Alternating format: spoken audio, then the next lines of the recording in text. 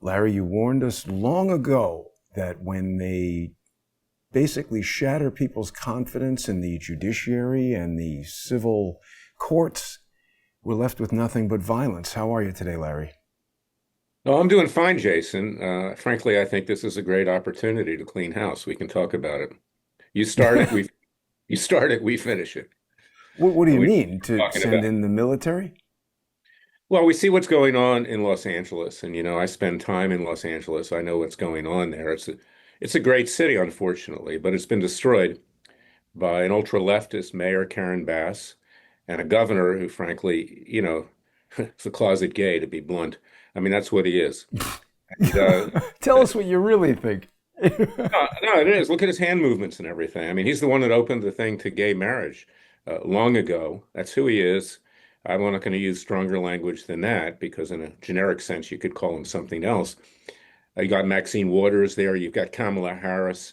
This is the center of the leftist universe, Los Angeles, in addition to New York City. Fortunately, they haven't totally destroyed LA yet. New York is basically destroyed. New York City, that is. And the fact is that these people are inciting violence in Los Angeles. Is that you have these, they're not vigilantes. They're basically domestic leftist terrorists. They're professionals that come in there, obviously financed by people like George Soros to destroy the city because President Trump wants to enforce the immigration laws. And you have the governor of California saying, I dare you arrest me. Well, yes, they should arrest him. They should arrest Karen Bass in Los Angeles, who isn't allowed to allow the police to do their job. They should arrest Maxine Waters, of course, for insider trading all these years as well. She's a complete corrupt criminal. And Kamala Harris, who's just simply a moron who's inciting violence. People should be arrested. But more important than that is the fact that the people of Los Angeles, and they're not all leftists, believe me, the conservatives, the libertarians, the people of faith, they kind of live underground for Yeah, fear. they're afraid to speak in Los Angeles. They're afraid to speak. Sometimes when I walk around, if I walk around, for instance, Beverly Hills, when I'm out there and I have American flag pin, they'll say, "Oh, you must be a Trump supporter because you are an American." And Wow. this is the place, it's ground zero now. And President Trump has sent in the National Guard. He's now about ready to send in the Marines. He should do that as well. And you clean house. You arrest every single, excuse the French, effing one of them. Send But them to Guantanamo. Larry, Let them isn't stay it dangerous, there. though, to start with the Marines? Because isn't this exactly what they want, to paint Trump as a dictator who's using the military against civilians? Aren't they drawing him into a trap? No, they're not trying it. I'm not saying that he's going to do that. He's threatening to do that. But if they have enough National Guard troops, then use them. And of course, you've got Newsom saying, oh, he's taken away my authority. I want my authority back. He's got no authority. This guy, along with Karen Bass, destroyed the entire city of Los Angeles nearly with the fires. Negligent, frankly, intentionally negligent, reckless. Uh, it's not funny. It reminds me of Ghostbusters, who destroyed, Gotham City or whatever. These people are just pure evil. They are pure evil. They need to be legally and peacefully removed from our country. Send them to the prison in El Salvador. Frankly, let them deal with them down there. I know I'm sounding extreme here, but this is going to multiply. This is going to go throughout the country. I've been predicting this, Jason. You know it. This is the beginning of the leftist revolution, and it is time for us, conservatives, people of faith, those who believe in the vision of and creation of our founding fathers, to fight back peacefully and legally. And it is time to arm up. Don't let these people harm you and your family. They're coming after you. Only use weapons defensively, not offensively. But we need to arm up. Now is the beginning of the Civil War. This is it. It has broken out. You see it in Los Angeles. Now, Larry, I'm sure you remember, I guess it was maybe 1992 or three, or it must have been 1991 or two, because I was still in college. But when they had the Rodney King incident, there were also violent riots in Los Angeles. And there was something happened. I remember reading about it pretty recently in the Fat Bloated Pig, Bill Barr's book, that he was somehow I think they invoked the Insurrection Act, didn't they? It's funny, I don't remember. That's a very important moment in the history of my founding Judicial Watch in 1994, on July 29th of 1994. I was in a trial in Los Angeles. I was staying in Little Japantown during the Rodney King riots. Great The restaurants Japanese, there. they had people on the top of buildings, sharpshooters, to keep Japantown from burning down. Same thing from Koreatown. Don't mess with the Asians, man. Don't mess with them. They'll take care of business. They didn't Yeah. touch Japantown. They didn't touch Koreatown.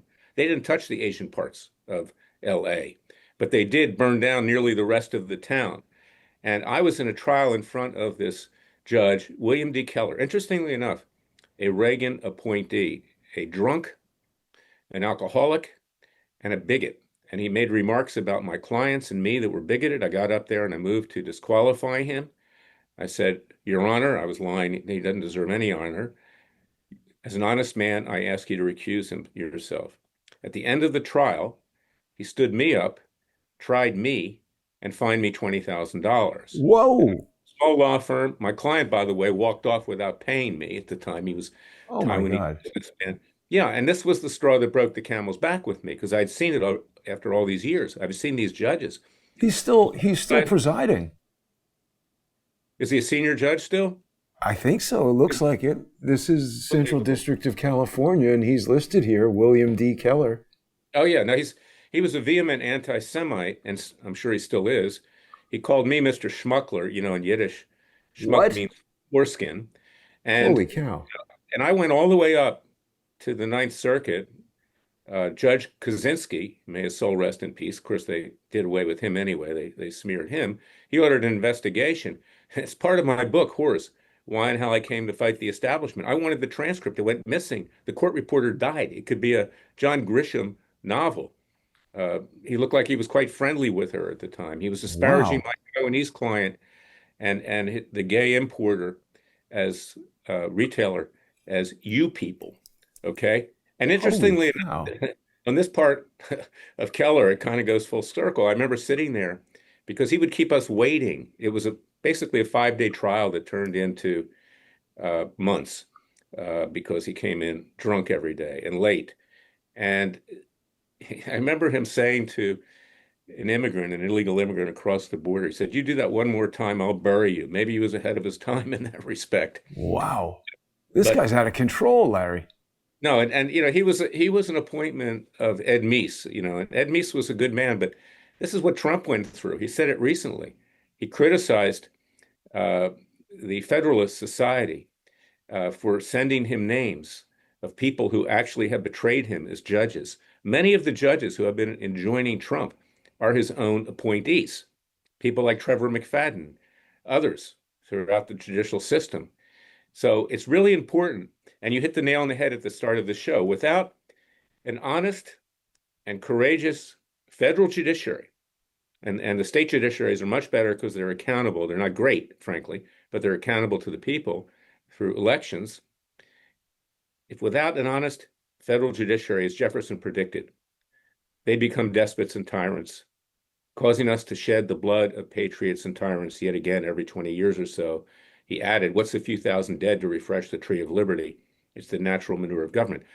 Jefferson didn't want to see violence, either do I, but he predicted that we would get to a revolutionary state because of the actions of federal judges that he was against. And by the way, you've studied this. They Mhm. are not there for life. There's nothing in the Constitution that gives them life tenure. They serve for good behavior. But the gutless wonders on Capitol Hill, Jim Jordan with his rolled up sleeves, no sport jacket, Mr. Fox News, Mr. Fundraiser. How many fundraising emails do you get from this clown? Every single day. Has done nothing, hasn't called one judge up to testify, much more held them accountable with impeachment proceedings. Nothing. So the Republicans are responsible for this as well, with some exceptions, people like Nancy Mace and others on Capitol Hill who have guts. But frankly, the rest of them are gutless. And this is where we are. We're now seeing the first sign. These are the first shots at Lexington and Concord. We've seen the first signs of a leftist revolution, frankly, to kill us all. That's what they want. They want us dead. Larry, it's interesting because I think when you first said it, I know it's from Thomas Jefferson, but that they would become despots and tyrants. It sort of falls on the ear almost like a gradual process, but I don't think so. It's almost instantaneous when these guys and women get appointed to these federal judge positions. They just instantly become tyrants because they believe that they can do whatever the hell they want, rule in any way at all. Did you see this thing here about Keller? They're saying that despite taking senior status in 1999, Larry, so basically 26 years ago, he took senior status, which is sort of suggestive of a path toward retirement, but he said, look it. Do you see this? He says, look it. Is this guy educated? Look it. You can say, I'm going to go surf for the rest of my life, said Keller, who was born in Los Angeles, but it's more important to be involved in trying cases. This guy, it looks like a miserable guy. Oh, he was. He would, and I wrote about it in my book, Horrors and Why and How I Came to Fight the Establishment. You can still get it on Amazon.com and major booksellers. It was really the first major book that I wrote. It's my autobiography. At one time, I sent the book to Sheldon Adelson. I was trying to help somebody, an Iranian, who was fighting against the regime, trying to ask for aid. And the secretary said to me, "What is Whores about?" And I said, "Well, it's not about the girls down on Las Vegas Boulevard. At least they provide something for value. It's about politics." That's what I stole the thought from Mark Twain. He said, "What's the difference between lawyers and prostitutes? Prostitutes give you something of value." But the reality here is that it's because of people like Keller and others. And again, I love Ronald Reagan. I think he was probably, along with Trump, the greatest president in modern history.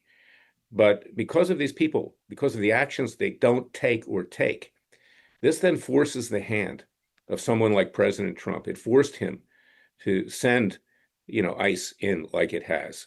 When you have this clown sent back from El Salvador to the United States, I forget his name, Garcia, whatever the heck his name is. When you have judges letting people free who clearly are here illegally, they have no status. They have no due process rights. They have none. You get them the F out of here. And when you do that, then you force a counterreaction, a strong counterreaction, and that gives the left an excuse to start what's in effect a revolution, a civil war. Talk about insurrection. President Trump used that name. That's too mild a term. Yeah. This is a Bolshevik style revolution. That's what it is. And they lie, they cheat, they steal, they burn things down. So I say arrest them all. If you have to send in the Marines, declare a state of emergency because it's going to spread. LA, as leftist as it is to the right compared to Portland, Oregon, or Seattle, Washington, or True. Boston, Massachusetts. Can you imagine what's going to come next there? Are you kidding me? So you set an example, you arrest them, and frankly, intern them. As far as I'm concerned, lots of land out there in Montana and Wyoming, direct and put them there and let them live with each other. Okay.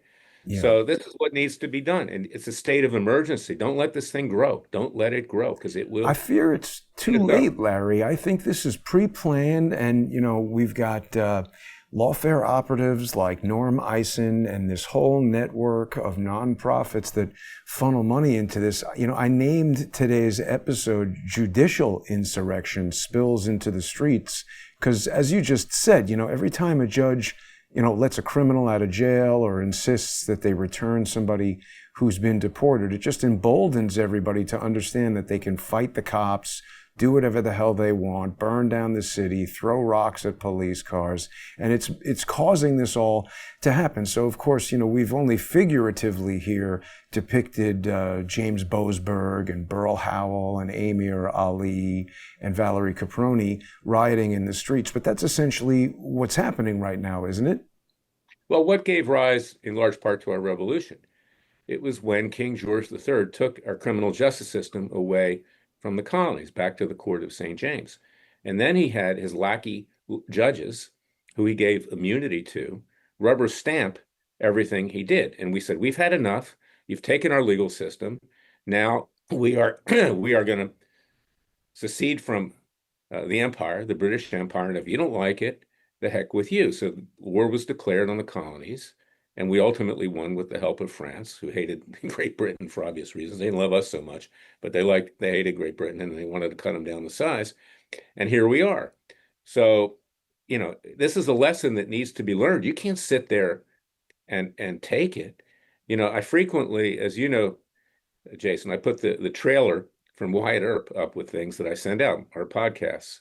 And little Wyatt's going through the cornfields. His dad stops him, played by Gene Hackman. He says, "Where do you think you're going?" "I'm going to join my brothers, Virgil and Morgan, in the war, the Civil War, on the side of the North." And he says, "You're not going anywhere, but I'll give you some advice. As you grow older, you're going to meet some very vicious people. And when you do, you strike first and you strike to kill." I'm not advocating killing anybody. I'm not advocating, but we need to strike first. These people need to be rounded up and put away. And the first people that should be put away are Gavin Newsom, Karen Bass, Kamala Harris, Maxine Waters, and the rest of them, because they are inciting violence. And they need to be held accountable for that.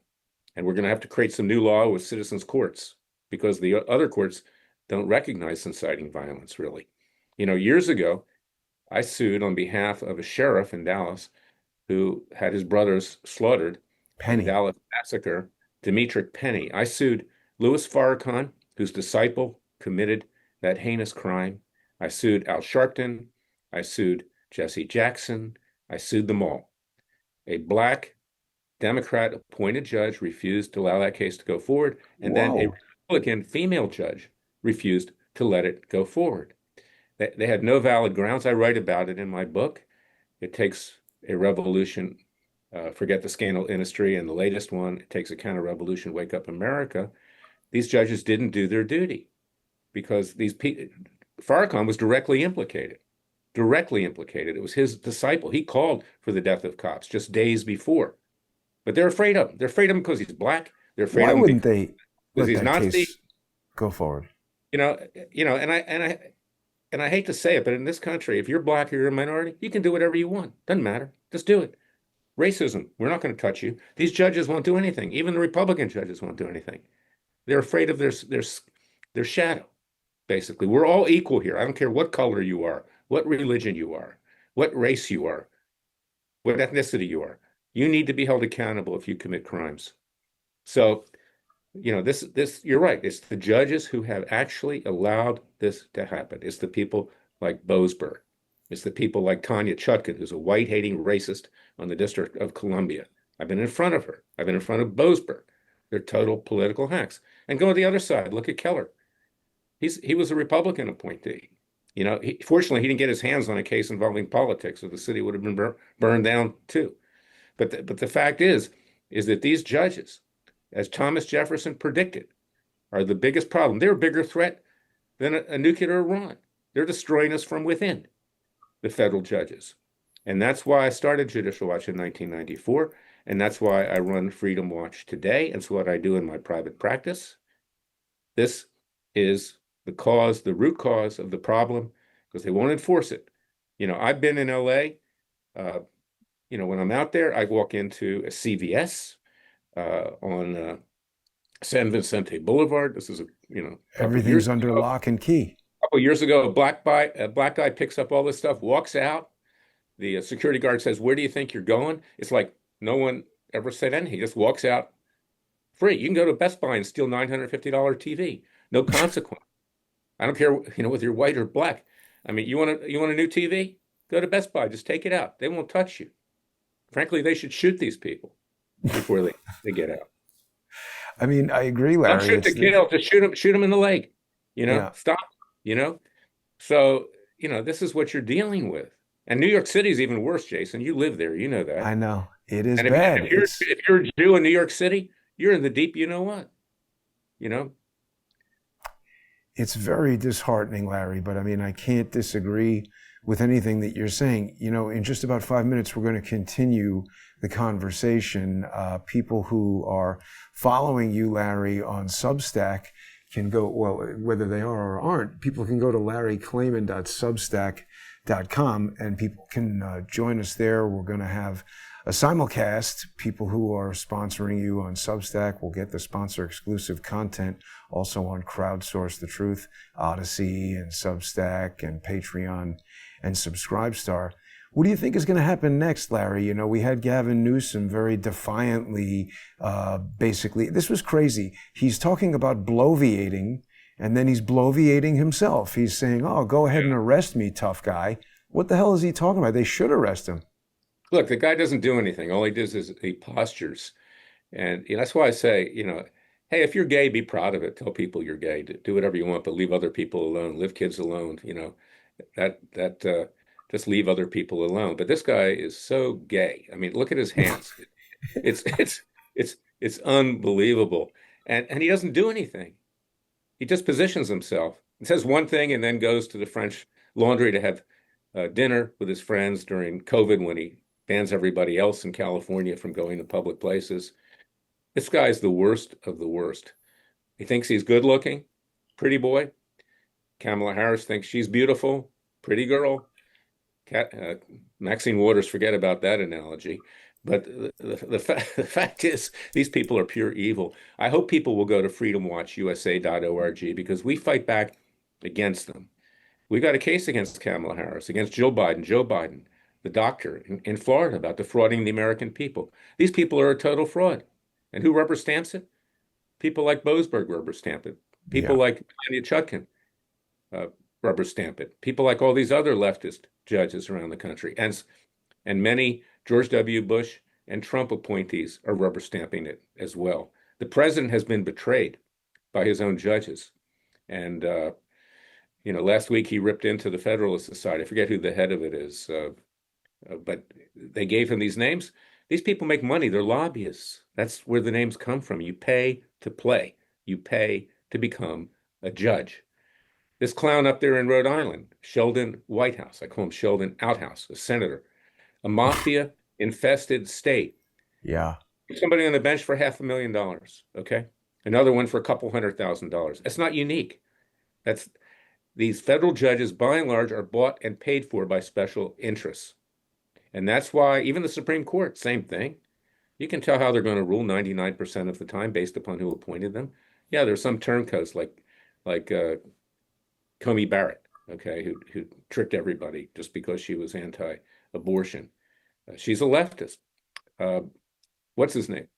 Chief Justice John Roberts. He's a closet leftist. God knows what else. And then you've got these other ones, that are out there that blow with the wind. And they want to be part of the Washington, D.C. establishment. They want to go to Georgetown parties. They don't want to be criticized. It's a great. I was just in Washington, D.C. last week on the Laura Loomer case. She was being deposed. I was defending her. Mars lawyers beat up on her. They're going to pay a price for doing that. But this is what goes on. And they think they can get away with it. This is, by the way, representing Mars, this leftist law firm, Davis Wright Tremaine, who actually advertises that it's anti-Trump.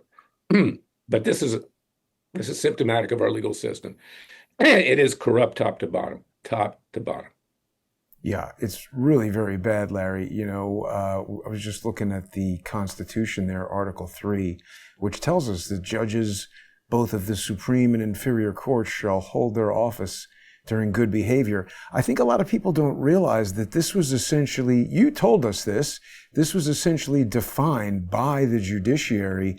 And I looked into it. It's basically a precedent that was set in 1980, where they just decided that this passage in the Constitution means so long as a judge doesn't get impeached, they're on good behavior.